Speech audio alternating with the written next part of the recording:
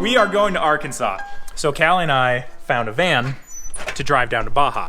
If you guys didn't know, we're heading to Baja in about 10 days, but we have not found a vehicle to take down there. We don't want to take the truck and trailer. It's a little bit too nice, in our opinion. We're not sure what to expect down there. Now, we've taken motorcycles, however, we can't take Hank on the motorcycles, and we want to take Hank on this trip. So he's coming, and like I said, the van is in Arkansas. I was texting with the guy for the last, I don't know, 12 hours, asking questions, getting the lowdown. I called him this morning. He said it was great. He said he wouldn't hesitate to drive it to California. I said, well, would you drive it to Mexico? Because that's what we're gonna do.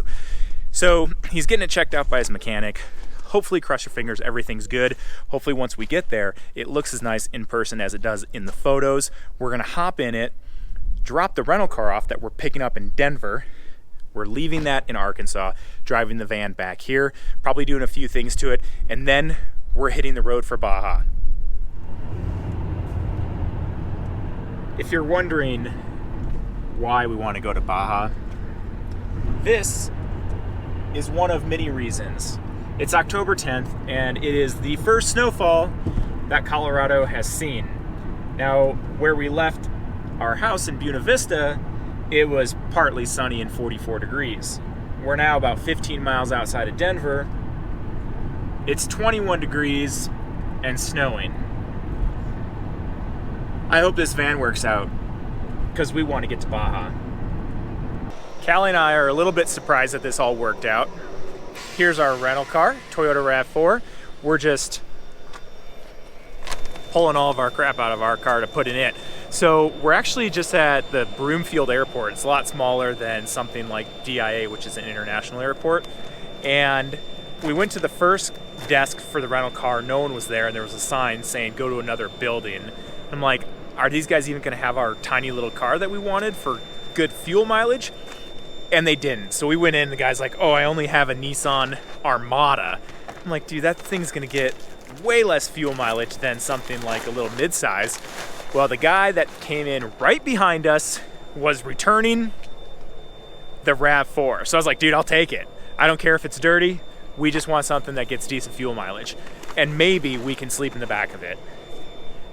Callie's not having any of that, but we'll see what happens. So our rental car actually worked out. It was less than $25 for the day, returning it in Arkansas in 24 hours. So the guy at the desk was saying, he's like, this can't be right. It says it's only $24.53. I'm like, well, that's what it was online when I got it. And he's like, well, if that's what they said. So I don't know if it was supposed to be that cheap, but it is. We're gonna roll with it. On the road. We've been driving for about 4.5 hours. We are in Kansas, and the rental car is asking if we want to take a break. And we do want to take a break. It's 10:30. The Toyota is full of tech. So Callie and I have a 2002 Volvo cross country, which I've always thought was great. Leather seats, heated, cruise control. What else could you ask for? The Toyota has all kinds of gizmos, and it's tried to kill us like a half a dozen times. In the mirror, it lets me know on both sides when there's a car there. Awesome. It also has what I think is maybe called lane assist, where it senses where the lanes are, so if you start to drift, it'll start beeping at you. But what it also does is it tries to steer the car for you, which I've never been in anything like this in my life. At first I thought it was pretty cool, until the first time that it tried to kill us. And when the lines disappear for an exit, or you're in a construction zone, and possibly the lines are all over the place, it doesn't know what to do, and it just tries to drive off the road. So you're kind of fighting the car to stay on the road. Like I said, it took like a half a dozen times of that until I eventually turned it off. And I didn't think it was that cool anymore. It also has the adaptive cruise control, which is way awesome. I don't have to think about it. It just slows down if there's a car in front of me and goes their speed. Pretty awesome. It's kind of putting the old Volvo to shame. but I still do like the Volvo. We found a nice truck stop off of I-35, and it is really cold out. It's blowing at about 30, and I think it's like 35 degrees, and I don't have a jacket on. I can't feel my ears, so I'm getting in bed. Callie's just finishing brushing her teeth. It is just after 2 a.m., but that's mountain time. We've switched time zones, so it's just after 3 a.m. Hopefully get a little bit of sleep here. Check out the back. Hank's already in bed.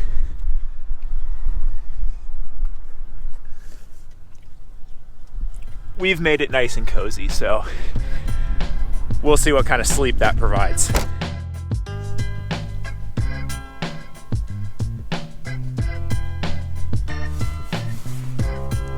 Well, that made for a pretty not relaxing, uncomfortable night of sleep. What did you expect?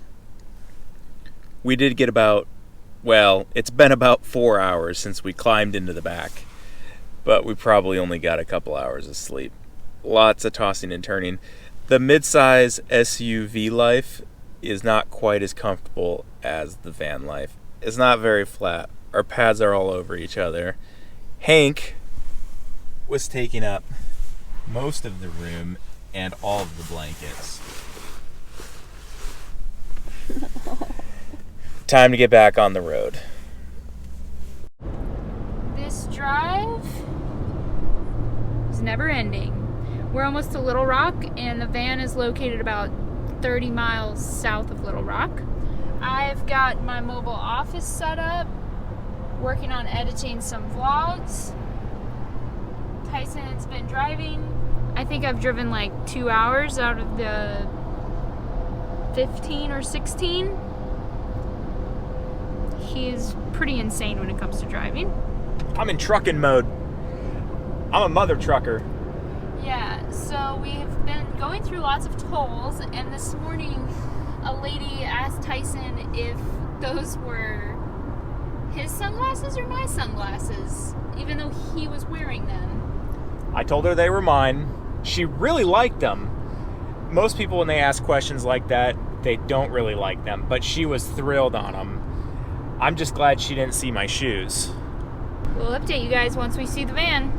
Fingers crossed that everything checks out with it. And we have to return the rental car by 4:30-ish. It might be a little bit of a crunch on time.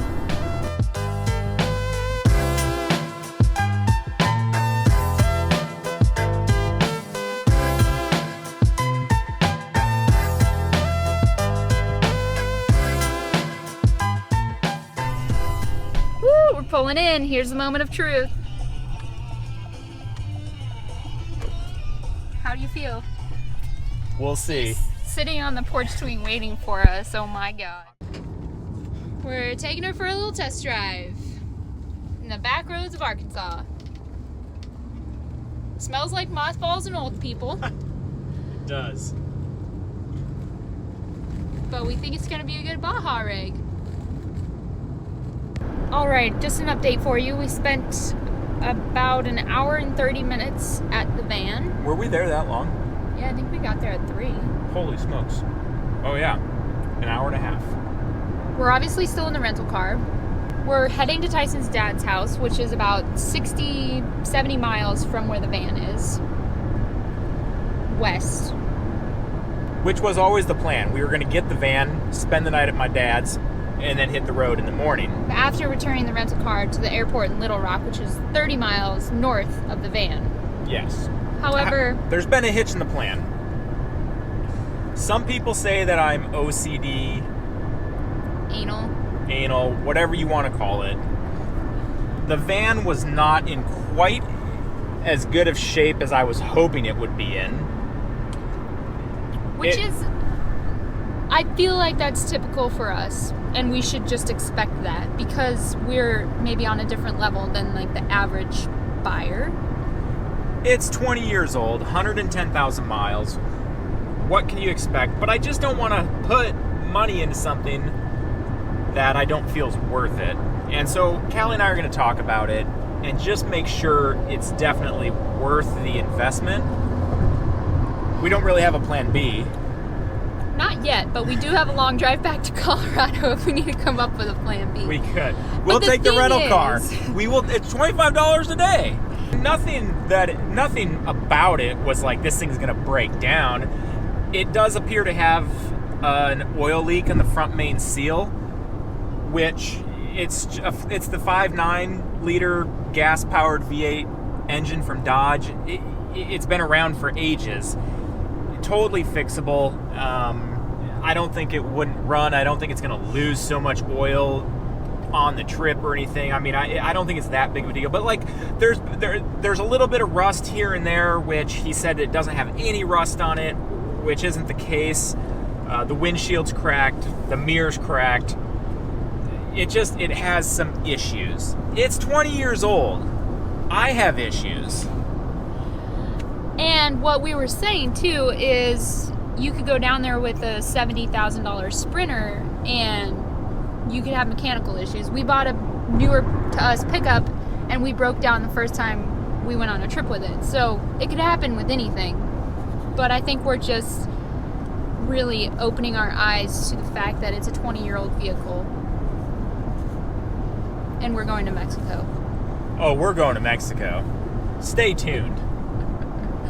It's Saturday, it's 11:45. We spent the night at Tyson's dad's place and got a good night's sleep in an actual bed, which felt great. And we're now heading back to the van, which is an hour and 15 minutes east of Tyson's dad's house. And I think what we have decided, if we don't change our minds before getting there for the 100th time, is that we're buying it. We're going to do this.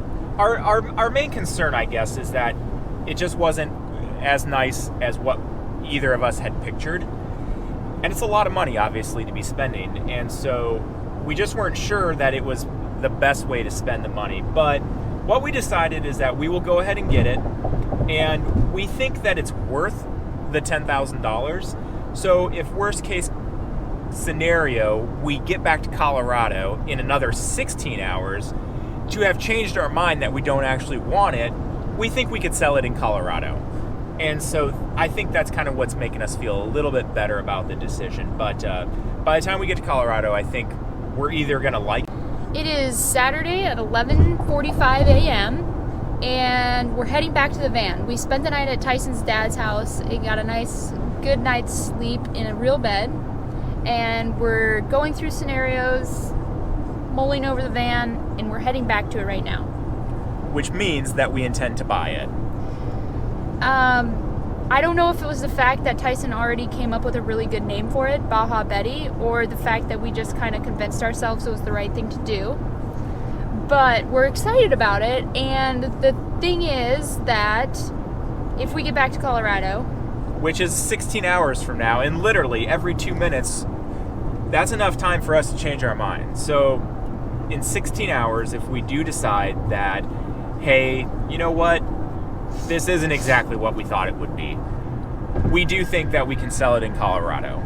And so that's kind of plan B, is just to resell it if we end up not liking it. But I think we're gonna like it. I think it will be a good rig for this Baja. purpose. Yeah. Ask me again in 2 minutes. We'll have to update you guys when we get in it and get on the road. We did it. We have ourselves a van dubbed Baja Betty, I think. I don't know if that's official yet or not. Right now we're just taking the rental car back to the drop-off point, which is the Little Rock, Arkansas airport. You can see Callie is in front of me. And I've got Hank filling in as co-pilot. Time to get it back to Colorado, where we'll probably do a few things, clean it up, general maintenance, and then pack it up to head for Baja.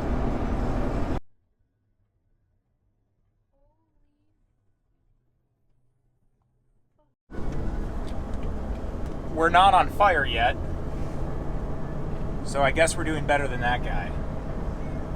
Knock on wood. We're 100 miles into the journey and she's still running strong. We made it to a Walmart, which is not saying much because they are literally all over the country. But we are near Salina, Kansas. This was not our intended destination for the evening. However, the Pleasure Way has made it so. And the reason being is that we were driving along the interstate and I started to get this weird shimmy shake in the steering wheel.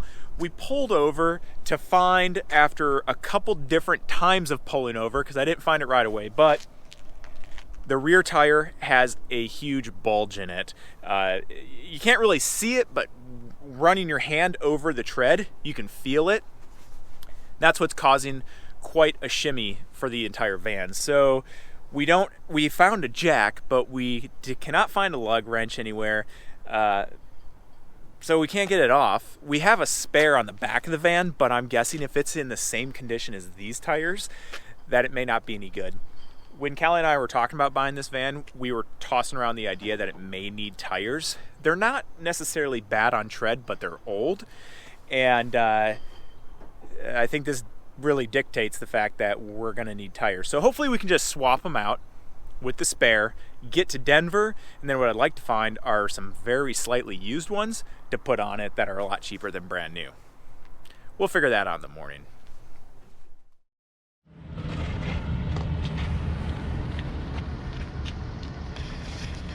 We had a decent night of sleep. That thing does not look right. Here is the culprit. If you can see how not correct that is. Turns out that the van came with a jack, and that was it. So we had to do a little shopping trip this morning into Walmart to pick up some tools just so we could change a tire. So I'm thankful that it wasn't on the side of the road somewhere in the middle of Kansas, because that's about to come for us. And then there's nothing for a long time. We're putting the spare on, and then we're gonna cross our fingers and make the trek west across Kansas. This is pretty much what our drive has looked like for most of the day.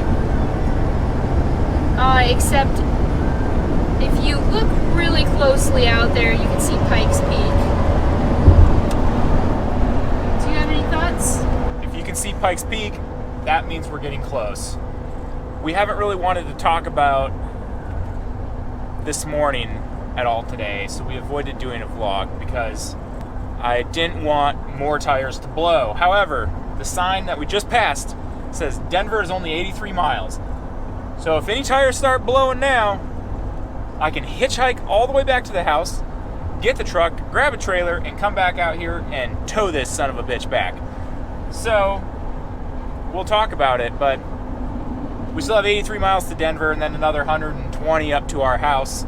But so far, still crossing fingers, still knocking on wood. The tires have held. They just have to go a little bit further and then we're gonna replace them. But yeah, we've been just trucking along at about 65 miles an hour. Not quite as fast as the rental car that we took out, which was going about 85.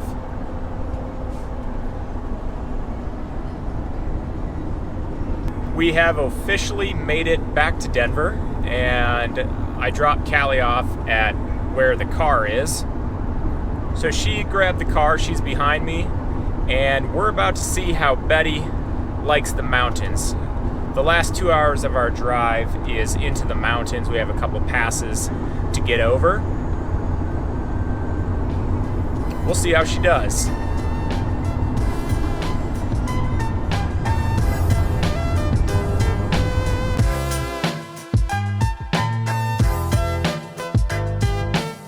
We made it home. Callie just pulled in the driveway. I just pulled in the driveway. The van actually did really great. I'm super surprised at how well it did in the mountains. It's not fast, but it stayed cool. It shifted nicely. Now to kind of see, I guess, maybe how it will react with a trailer hooked to it. But all in all, I was pretty surprised by it. So the saga will continue for Baja Betty, I think. And the next step will just be getting her ready to head down south.